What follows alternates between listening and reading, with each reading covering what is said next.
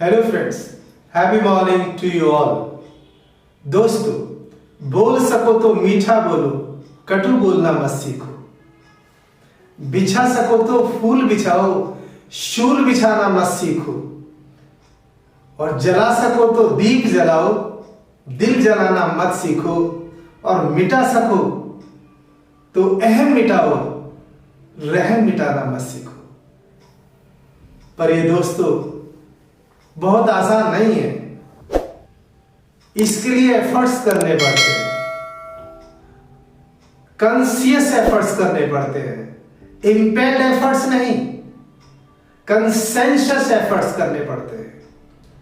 अगर आप consensus efforts करते हैं, जो सपना आप देखते हैं, जो गोल आप बनाते हैं, जो रोल आप प्ले करते हैं, जिन चीजों को आप सोचते हैं कि मेरी लाइफ में ऐसा कुछ हो, मेरे पास गाड़ी हो, बंगला हो, या जो भी गोल आपने सोचा है वो हो, तो दोस्तों जरा सोचिए, चीजों में इमोशन नहीं होते, इमोशन आपके पास होते हैं।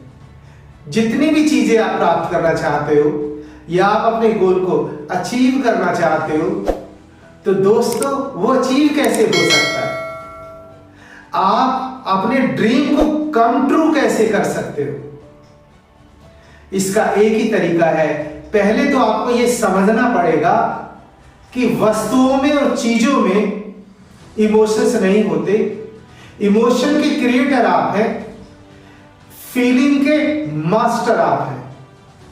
अब जरा सोचिए और अपने आप से पूछिए, जो बात अब इस समय जब आप इस वीडियो को देख रहे हैं, जो बात आपके मन में चल रही है, या जब भी आप सुबह से लेकर शाम तक जितने भी काम करते हैं, काम करते हुए जो बातें आपके मन में चलती हैं, क्या वो बात इस क्षण को खरीद सकती है?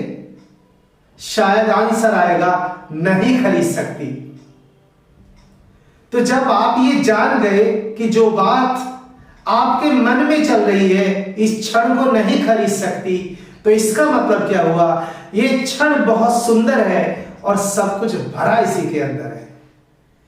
इस क्षण को एक्सेप्ट करिए। Every moment offers a choice to you. चाहे आप इसे एक्सेप्ट करें या फिर आप इसे रिजेक्ट करें। एक्सेप्ट का मतलब क्या है? इस क्षण को जीना।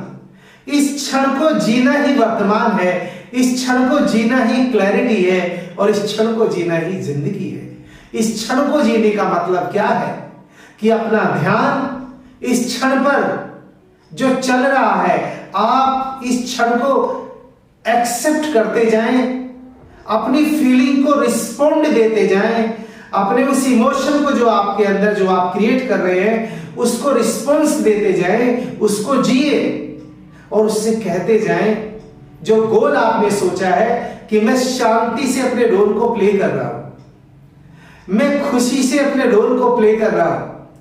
खुशी के लिए काम मत करिए, शांति के लिए काम मत करिए, बस शांत होकर काम करिए। माना पढ़ रहे हैं तो इस क्षण में पढ़ें, इस क्षण को जीकर पढ़ें। इस क्षण को जीने का मतलब क्या है?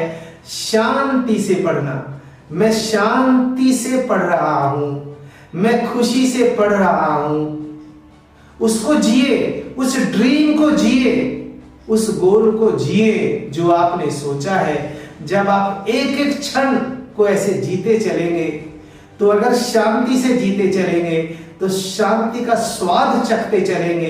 ये शांति आपके अंदर जमा होती जाएगी और फिर एक आपकी नई हैबिट डेवलप होती जाएगी, और ये नई हैबिट आपको आपके लक्ष्य तक पहुंचा देगी। दोस्तों, मैं एक कहानी जो मैंने पढ़ी है आपसे शेयर कर रहा हूं। एक बार एक अति श्रेष्ठ व्यक्ति थे, एक निर्धन किसान उनके पास एक दिन जाकर पहुंचा।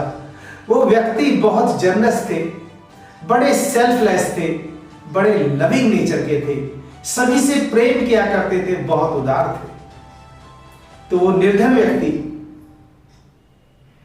उस श्रेष्ठ व्यक्ति के पास जाकर पहुंचा और उनसे कहने लगा कि सर, कुछ दिन के लिए मुझे अपने खेत उधार दे दीजिए, मैं खेती करूंगा। वो बड़ा परोपकारी व्यक्ति था जो अति श्रेष्ठ था। उसने कहा ठीक है, मैं कुछ सालों के लिए खेती आपको उधार दे देता हूं। और इसके साथ उसने 5 किसान भी दे दिए। अब वो निर्धन व्यक्ति बहुत खुश हुआ। उसने सोचा जिंदगी का मजा आ गया, मैं तो अब मौज करूंगा और ये 5 किसान जो मुझे मिले हैं ये खेती करेंगे और यही देखभाल करेंगे। बस ऐसा करते करते समय बीतता चला गया। जितने समय को उसने उस अति श्रेष्ठ व्यक्ति से उन खेतों को लिया था, वो पीरियड भी पूरा हो गया। अब वो निर्धन किसान के पास वो अति श्रेष्ठ व्यक्ति आया। जब वो अति श्रेष्ठ व्यक्ति आया तो उससे कहने लगा, भाई अब मेरी जो खेती है उसे वापस कर दो। मैंने आपको 5 साल के लिए दी थी, ये 5 साल पूरे हो गए। वो निर्धन व्यक्ति उसके सामने रोने लगा और उससे कहने लगा, मैं तो बर्बाद हो गया सर, आपने जो 5 किसान दिए थे मैं उन पर कोई कंट्रोल ही नहीं कर पाया, उनसे खेती ही नहीं कर पाया। अब इस कहानी का मोरल क्या है? इस कहानी का मोरल है कि वो जो अति श्रेष्ठ व्यक्ति था वो भगवान है और ये जो निर्धन व्यक्ति है ये हम हैं।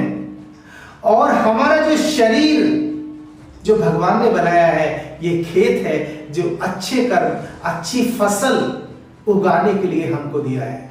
और ये जो 5 किसान हैं ये हमारी 5 इंद्रियां हैं, आंख, नाक, कान, जीभ और हमारा मन। जब तक हमारा इन पर कंट्रोल नहीं होगा तब तक हम ठीक तरीके से अच्छी फसल नहीं उगा सकते। इसलिए हमें अच्छा सोचना चाहिए, अच्छा बोलना चाहिए, अच्छा कर्म करना चाहिए। जब हम ऐसा करेंगे, इन पर कंट्रोल करेंगे, इन पर ध्यान रखेंगे तो हमारी फसल बम्पर होगी। थैंक यू दोस्तों, thank you so much for listening to me.